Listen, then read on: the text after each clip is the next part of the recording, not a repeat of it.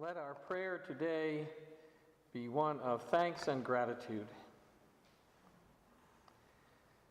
For it is pouring outside, but we are dry. The winds are howling, and yet we are calm. We are so blessed to have this place to call home. Our reading this morning comes from one of the earliest stories in the Hebrew Bible. It's taken from chapter 18 of the book of Genesis. Abraham sat at the entrance of his tent in the heat of the day. He looked up and saw three men standing near him. When he saw them, he ran from the tent entrance to meet them and bowed down to the ground. He said, "My Lord, if I find favor with you, do not pass by your servant. Let a little water be brought, and wash your feet, and rest yourselves under the tree. Let me bring a little bread, that you may refresh yourselves, and after that you may pass on, since you have come to your servant." So they said, "Do as you have said." And Abraham hastened into the tent to Sarah, and said, "Make ready quickly 3 measures of choice flour, knead it, and make cakes." Abraham ran to the herd and took a calf, tender and good, and gave it to the servant, who hastened to prepare it. Then he took curds and milk and the calf that he had prepared and set it before them. And he stood by them under the tree while they ate.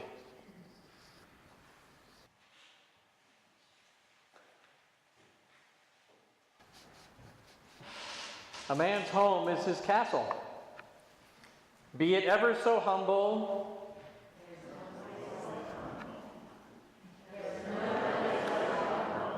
home is where click your heels together 3 times and repeat after me. There's no place like home. There's no place like home. There's no place like home. I've been thinking a lot lately about home and the idea of home. Maybe it's because we've been undertaking some renovations at our house. Our little kitchen remodel that was supposed to take 3 weeks stretched out to nearly 3 months. And for all that time, our house, our home, was a mess, and our sense of home was completely disrupted. We were climbing over boxes and furniture stacked all around the house. Our microwave, my study actually looked like a little dorm room. The microwave was sitting on the clothes dryer, and we had the coffee maker on the corner of a table, and our unheated mudroom was our refrigerator.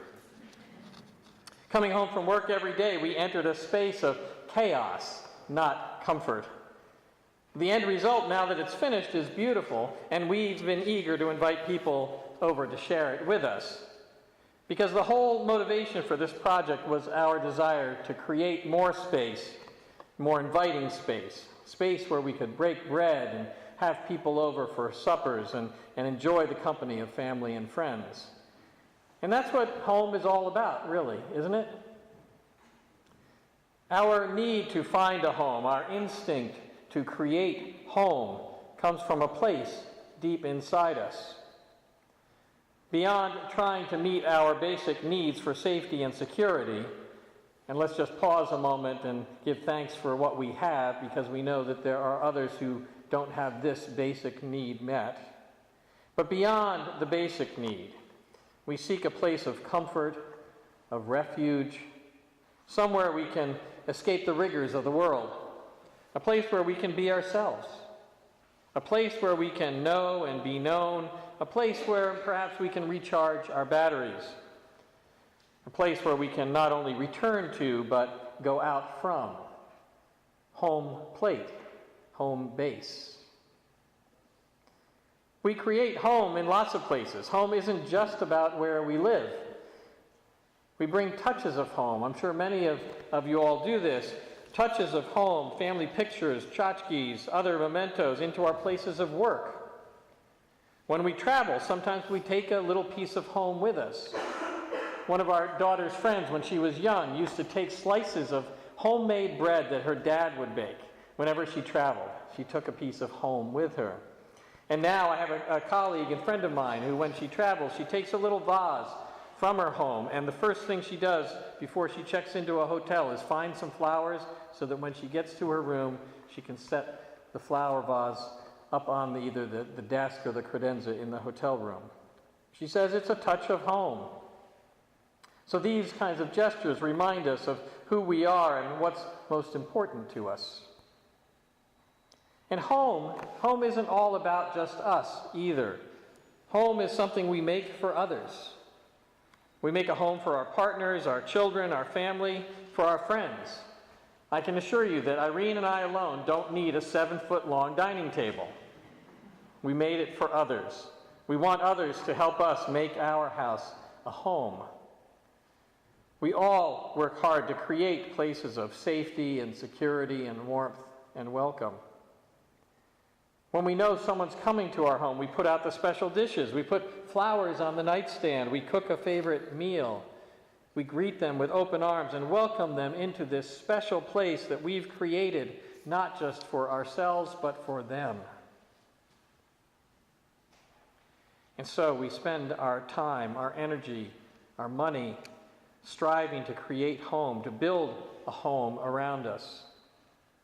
We make homes out of dreams and memories, from our desires and our longings, from our being and from our belongings, from ways we fend off intrusion and ways we open ourselves to others. All of these things make home.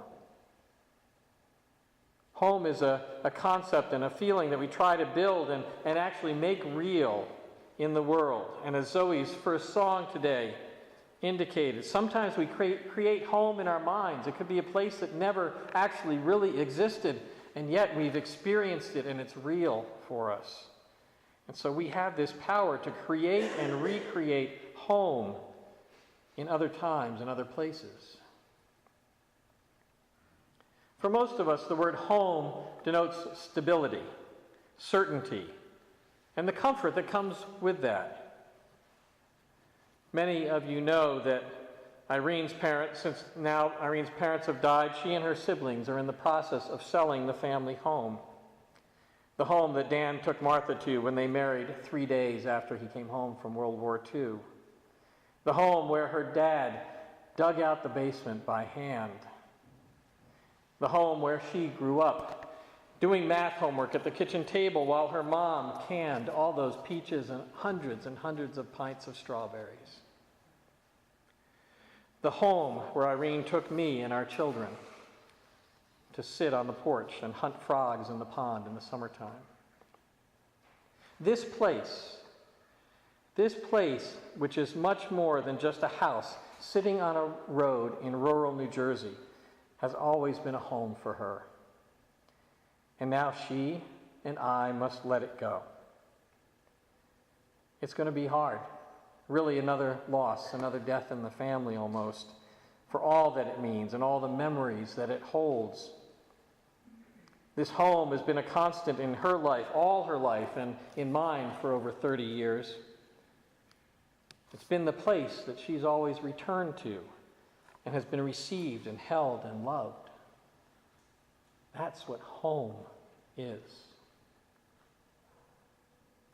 And so we make ourselves our homes. And we love them for what they are, for ourselves and for our friends and our families, for the memories that build layer on layer like the stacks of magazines or books by the bedside, or that layer on layer of dust that you never quite get to that hard-to-reach shelf. For the dreams of holidays and special events to come, to be spent with children and grandchildren around the dining table. We can count on home being there for us when we need it. And then there comes a knock at the door. There comes a knock at the door. This happens to me on a regular basis. It's Sunday afternoon, and Irene and I are unwinding from a busy morning at church. One of us, usually me, is out on the couch sleeping or reading a book, and there is literally a knock at the door, or the doorbell rings. And I will confess I am no Abraham. I am no Abraham. I don't run to greet the stranger who shows up at the doorway. I don't rush around and prepare a special meal. I don't kill the proverbial fatted calf. My immediate reaction to the knock on the door is more like, ugh, who is it this time? Why are they bothering us? I hate the intrusion, really, I do. In all likelihood, it's not a friend dropping by. Friends know what Sunday afternoons are like for us. And besides, most of our friends don't even bother to knock, or if they knock and walk in. So I know when that doorbell rings or the knock comes at the door, it's a stranger. I don't want to answer it. I don't want my sense of home, my comfort, my stability disturbed.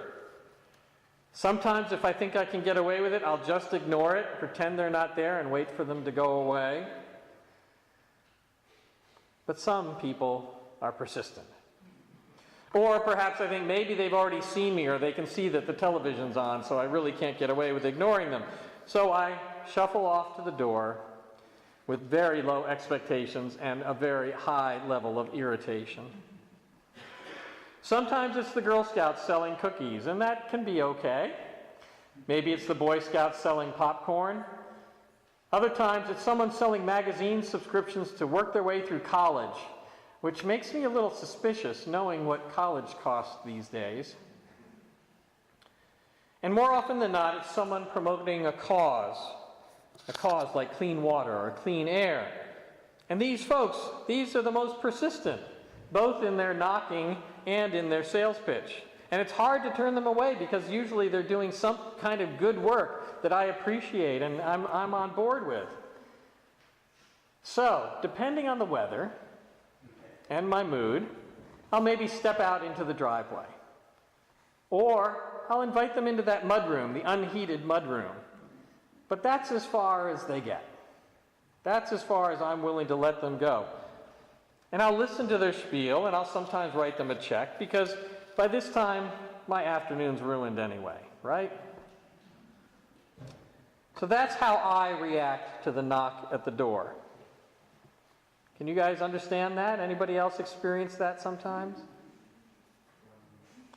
Part of the problem with answering that knock is that we work really hard to get our home just so, just the way we want it. And once we get it there, we want it to stay that way.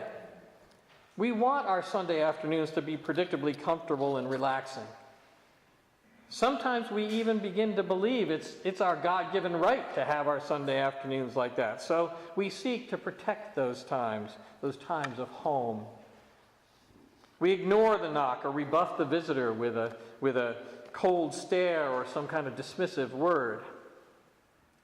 Unlike Abraham, who goes the extra mile to make the stranger feel welcome, we sometimes just do the bare minimum that we know we can get by with. We place limits on our welcome. We extend our hospitality just so far, but no further. Of course, we welcome the people that we know and like, the people we trust not to upset our delicate balance, the people we know who will sense when it's time to leave. We welcome them. The people we know who won't barge in and want to change the furniture around or expect us to serve them dinner at some ungodly hour, either early or late. If we don't know who's at the door or what to expect from them, we play it safe. And we hide from whoever is knocking, sometimes covering our ears, pretending not to hear. By now, you've probably guessed that I'm not just talking about our home in Swarthmore, or your home, wherever it may be. I'm talking about what happens here at 145 West Rose Tree Road, here in our church home. And the stranger knocking at the door that I'm talking about isn't just the newcomer who shows up here on a Sunday morning and wants to learn more about who we are and what we're all about. One of my mentors in ministry, the Reverend Calvin Dane, used to say that we all take a snapshot of the church as it looks on the day that we first arrive or the day that we first fell in love with it, if it's a different day. We take a snapshot, and we carry that picture around with us in our wallet or our purse, or I guess these days it'd be on our cell phone. And we love to take that picture out and look at it lovingly, this church that we fell in love with. Sometimes we show it to our friends and neighbors. Pointing to that picture, we talk about our wonderful church home with fondness and even passion. And we want our church to stay just the way it is in that picture, because of course that's our home that we fell in love with. We don't want it to change because, well, that's the way it needs to be, because when we got here, it's the way it was, and we just love it. It's our home. Why would we change? We're comfortable. We like it here. It's stable. It's secure. It's comfortable. Things are certain, predictable. And so we resist the stranger.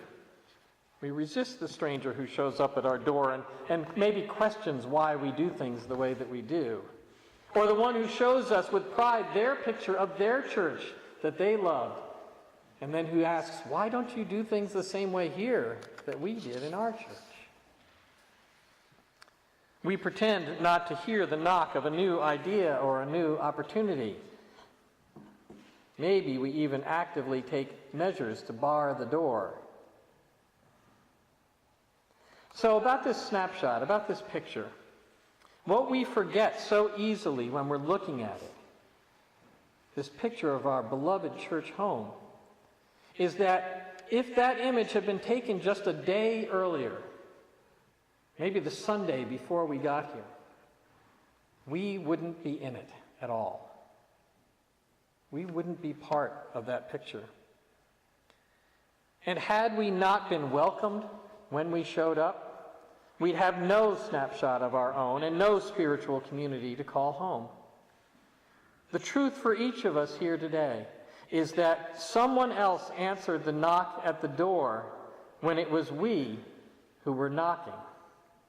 We who were the strangers, we who were seeking shelter from whatever storms were going on inside us or around us. If those who came before us weren't willing to open the door, to welcome us in, to risk being changed by our very presence among them, we would not be here right now. This week we announced a bold new idea that we're exploring. We announced it to this congregation and the congregation in Westchester, the idea of our two congregations becoming one and doing church in both locations. We have begun to discuss this possibility, how our congregations and our faith might be strengthened by it if we created this multi-site church. This was a big knock at the door. Don't be mistaken. It was a big knock at the door. The stranger, in this case, a provocative idea, isn't asking to move in right away. This isn't a done deal by any stretch of the means. This stranger is only asking that we let her in and talk with us, that we answer the knock at the door, that we let her get past the mudroom perhaps. If we decide, after serious consideration and open discussion, that we want to make a room for her and to proceed with this idea, it's going to change our home in significant ways. There's no way that it wouldn't. And we may have to let that snapshot that each of us carries be changed as well. Is this ultimately the right thing to do? I don't know. And we'll all have a chance to weigh in and participate in the process. But for now, we need to be more like Abraham and less like me. Less like me. We need to take the first step. We need to get up off the comfort of our couch on a Sunday afternoon. We have to risk having that Sunday afternoon reverie interrupted. We could even set a place at the table. So let's answer this knock at the door and see what this stranger has to say.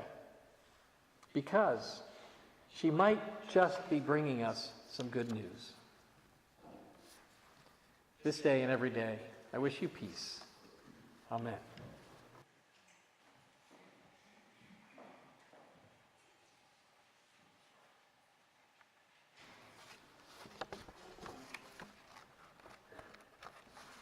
In the first service, I almost forgot to come up for closing words because I was having so much fun with the sing-along. That was really lovely, Zoe. Thank you. Our closing words today come from author and Christian theologian C.S. Lewis. It may be hard for an egg to turn into a bird. It would be a jolly sight harder for it to learn to fly while remaining an egg. We are like eggs at present, and you cannot go on indefinitely being just an ordinary, decent egg. We must be hatched or go bad.